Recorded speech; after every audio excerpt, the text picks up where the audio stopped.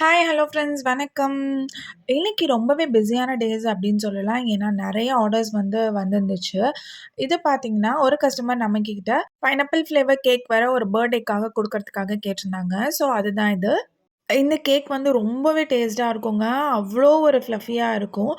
இதோட டேஸ்ட்டுமே நல்லாயிருக்கும். கிட்ட பிளெயின் கேக்லயே கிட்டத்தட்ட ஒரு 5 வெரைட்டிஸ் ஆஃப் பிளெயின் கேக்ஸ் நம்ம பண்ணிட்டுருக்கோம். இந்த கேக் பாருங்க எவ்ளோ ஒரு சாஃப்ட்டா இருக்கு அப்படின்னு சொல்லிட்டு. இப்பலாம் நெறைய பேரு பர்த்டேக்கு சாக்லேட் குடுக்குறதுக்கு பதிலா எல்லாருக்குமே இது மாரி ஒரு பீஸ் கேக் குடுத்துடுறாங்க.